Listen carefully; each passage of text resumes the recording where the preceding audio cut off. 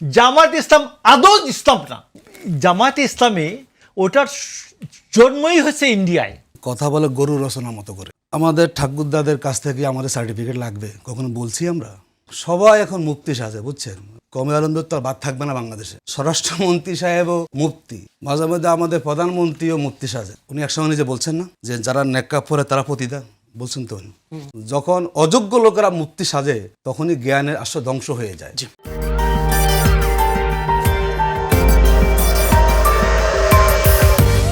আমাদের দেশে গ্রামে অনেক সময় মৌলানা সাহেবরা ওয়াজ করেন, বলেন যে ইসলামিয়া শরাবখানা যদি শুরিখানার উপরে যদি লিখে দেন এটা ইসলামিয়া শরাবখানা, এটা কি হালাল হয়ে যাবে? এটা শরাব?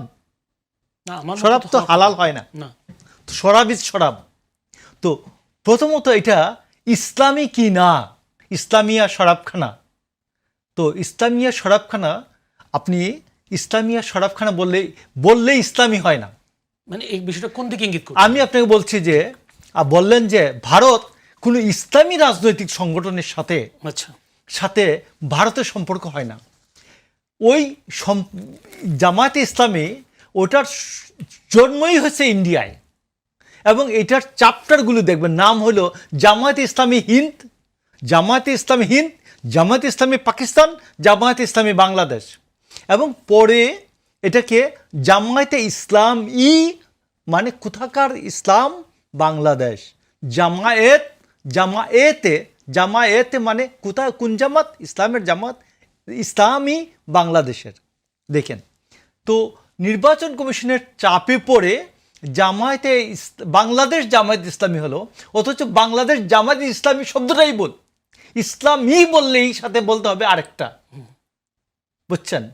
যখনই আপনি রহমান নূর বলবেন তো এর সাথে আরেকটি শব্দ ডিমান্ড করে, ইসলামী যখন বলবেন তখন আরেকটি শব্দ ডিমান্ড করে, তাদের নামেই ভুল, নামের সাথে আরেকটি শব্দ ডিমান্ড করে, মানে কি এখন নামেই ভুল? ওই শব্দটা কোথায় ইসলামীটা কোথাকার ইসলাম, আরেকটা শব্দ ডিমান্ড করে। তো এই জন্য আমি আপনি বলছি যে তারা যেটা বলেন, দুইটা প্রশ্ন উত্থাপন করছে, আপনি বলছেন সেটা ইসলাম না বা ইসলাম। এখন শুনেন এটা আদৌ ইসলাম কিনা।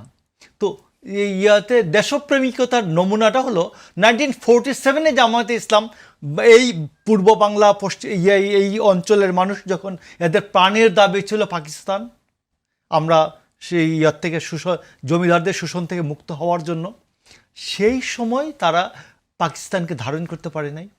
71-এ যখন সারা বাংলাদেশের মানুষের ডিমান্ড হচ্ছে বাংলাদেশ স্বাধীন হব, তখন ধারণ করতে পারে নাই। জামায়াতে ইসলামী যাহা বলে তাহাই ইসলাম নয়। আপনি দৃষ্টতার নমুনাটা কোথায়? জামায়াতে ইসলামী মনে করে যে আমাদের যে সাহাবারা তারা সত্যের মাপকাঠিতে তারা উত্তীর্ণ না, ইমানের মাপকাঠিতে উত্তীর্ণ না, অনুসরণযোগ্যতার মাপকাঠিতে উত্তীর্ণ না। আমরা এই কথা বলতাম। তো এখন তারা বলে যে সাহাবীদের গলা কেটে দিল, বলে যে সাহাবীরা প্রেম করতেন, অন্যের স্ত্রীকে বলতেন আমারে দিয়া দাও, নবীরা ভুল ত্রুটির ঊর্ধ্বে ছিলেন না, নবীরা প্রেম করতেন। তো এই যে ঘটনাটা, এই ঘটনাটা দিয়ে প্রমাণ করে যে জামায়াতে ইসলাম আদৌ ইসলাম না। এবং জামায়াতে ইসলাম আপনি দেখবেন যে ইসলামী ব্যাংক 17% আর 11%, 11% আপনি রাখলে পাবেন, 17% ওরা নেবে ফিক্সড। ইসলামী ব্যাংকে কালকে এফডিআর করতে যান, ফিক্সড। তাইলে আপনি কত দিবেন কত নেবেন, ফিক্সড। তো যদি এটা ফিক্সড হয় তাহলে এটা মুনাফা নামের সুদ। তো এই জন্য জামায়াতে ইসলাম যাহা বলে ইসলাম হিসাবে আমাদের এখানে এটা আদৌ ইসলাম নয়। আমরা সব কথার কাউন্টার করি না। কিছু লোক আসে টকশোতে, আমরা সম্মান বজায় রাখার চেষ্টা করি, কিন্তু কথা বলে গরু রচনা মতো করে। কেমন রচনা একটা মুখস্থ করে, আলোচনার টপিক যাই দিবেন ওই দিয়ে এগিয়ে থাকার চেষ্টা করে। আমাদের ঠাকুরদাদের কাছ থেকে আমাদের সার্টিফিকেট লাগবে, কখনো বলছি আমরা? উনি মাইকিং করুক, লাগলো মাইকিংয়ের টাকা আমরা দিব। উনি বলছে যে আপনাদের কর্মকাণ্ডে আমি বলি না, এটা বলতে চাচ্ছি, মাইকিং করুক, উনি মাইকিং করে বলুক পুরো ঢাকা শহর যে আমি মোশাররফ হোসেন ঠাকুর বলিতেছি, জামায়াত ইসলামী দল না। মাইকিং করে আমরা দেবো, বলো কিছু যায় আসে কিছু আমাদের? সংসদে বলেছেন স্বরাষ্ট্রমন্ত্রী। কিছু যায় আসে আমাদের? সবাই এখন মুক্তি সাজে, বুঝছেন। বাংলাদেশে তো আর কমে আলমরা করবে কি, আর কমে আলমদের তো আর বাদ থাকবে না বাংলাদেশে। কারণ সবাই যদি সংসদে স্বরাষ্ট্রমন্ত্রী সাহেবও মুফতি, মাঝে মধ্যে আমাদের প্রধানমন্ত্রীও মুফতি সাজেন, তো বাংলাদেশের তো আমার আর মাদ্রাসার দরকার নাই, কারণ সবই তো মুক্তি হয়ে যায়। সবাই এখন দেখি যে বাংলাদেশে এত মুক্তি, কে ইসলাম না, কোনটা খাঁটি ইসলাম, কোনটা বেজাল ইসলাম, মানে এই যদি বাংলাদেশের অবস্থা হয়ে যায় অসুবিধা নেই। জামাত ইসলাম ইসলামী দল না, ইসলাম কিনা, মাইকিং করেন, ওয়াজ করেন, আরও আমরা হেল্প করবো আপনাদের। এই সমস্ত কথাবার্তা বলে এগুলো আমরা খুব বেশি নোটে নিই না, তো এটা আমি আসলে ইগনোর করতে চেয়েছিলাম। আপনি বলে এগুলো আমি ইগনোর করি, এই সব কথার কাউন্টারগুলো হয় কেন আরও গুরুত্ব পেয়ে যায় খুব, এগুলো আরও বলতে দেন ওনাকে। উনি একসময় নিজে বলছেন না যে যারা নেকাব পরে তারা পতিতা, বলছেন তো উনি। তো উনি যেই ক্ষমা চেয়েছেন। না, কথাটা এইভাবে না। আমি বলি একটু আমি মোশাররফ ভাই, বলছিলাম please, ওইখানে একটু অন্য আমাকে একটা বলতে- প্রাইভেট কথা, সেইখানে আমি বলছি হিজাব এটা মুসলমানদের ড্রেস, নিকাব না। বলেন। নিকাবটার আমি বিষয় এটা আমাকে ওইভাবে ছিল। বলতে দেন, তো আমি ওইটা কিন্তু- নিয়ে সেটেলড ইস্যু নিয়ে কথা বলবেন না। যেহেতু আপনি বলেছেন যে নেকাব পতিতাদের পোশাক বলে জাস্টিফিকেশন দিচ্ছেন, আপনি বলেছেন এটা বহুত তোলপাড় হয়েছে, কিন্তু সেই ব্যক্তি যখন এসে আবার ইসলাম নিয়ে কথা বলেন, কে কি বললো, এটা আসলে আপনার যে অবস্থান নীতিগতভাবে তার সাথে কখনো যায় না। দেখুন যেটা উনি বলেছেন, ইদানিং দেখলাম এক শ্রেণীর রোগ, দেখুন আমরা এগুলো মোকাবেলা করে করে এগিয়েছি। আপনি আমাদের কি বলবেন না বলবেন, বাংলাদেশের তৃণমূল পর্যন্ত জামাত ইসলামের অবস্থান আছে। আমি আজকে 30 বছর ছাত্র সংগঠন থেকে এখন আমি বৃহত্তর সংগঠন আমি আছি, আমি তো জানি কোন জামাত ইসলাম কোথা থেকে কোন পর্যায়ে আজকে এসেছে। একসময় কি বলতো যে জামাত ইসলামের কোনো সমর্থন নাই, বলেছে না, এবং যে আজ জামাত ইসলামকে তো মাটির সাথে মিশে দেওয়ার জন্য চেষ্টা করেছিল না, সেই জামাত তো মাত্র 220টা আসন ইলেকশন করে আমরা 33% ভোট পেয়েছি। এই যে একটা উত্থান জামাতের, কি করে জামাত ইসলামীকে আসলে ঠেকানো যায়, এই জন্য আমি আলোচনার টপিক যাই দিবেন এসে কি আচ্ছা সার্টিফিকেট লাগবে আমাদের। যদি মনে করেন পুরো পার্লামেন্টের এমপিরা বলে জামাত ইসলামী ইসলাম না, কিচ্ছু যায় আসে না আমাদের। আমরা কি এমপিদের সার্টিফিকেট নিয়ে জামাত ইসলামী করি? দরকার আছে কোনো আমাদের? না, জনগণকে আপনারা পাত্তা দিতে হবে না। আমি জনগণ কথাটা ভিন্ন, কিন্তু আপনি কোন ব্যক্তি কি বললো স্বরাষ্ট্রমন্ত্রী অমুকের ইসলাম ইসলাম না, তো উনি কি মুফতি হয়েছেন? উনি পড়াশোনা কোথায় করেছেন? যখন অযোগ্য লোকেরা মুফতি সাজে তখনই জ্ঞানের আসলে ধ্বংস হয়ে যায়। মুফতির কাজ ফতুয়া দেওয়া, রাজনীতিবিদ রাজনীতি করবেন, তারা যখন মুফতি সাজেন তখন আসলে রাজনীতি সেখানে আর থাকে না। ভারত কখনোই, আমি বলছি ইসলামপন্থীদেরকে, আমি ইসলামপন্থী বন্ধু বলছি, উনি এটা কোনোদিন নিয়ে গেছেন, তারা বন্ধু বানাতে চায় না। ইসলামপন্থী যাই কিছু করতে যাবে, কারণ তারা মনে করে না তাদের দেশে তারা বাংলাদেশকে যেরকমভাবে মানে করায়ত্ত করতে চায়, আধিপত্যবাদী গোষ্ঠী যেভাবে বাংলাদেশকে নিয়ন্ত্রণ করতে চায়, সেই নিয়ন্ত্রণের সবচেয়ে বড় বাধা এদেশের ইসলামপন্থীরা।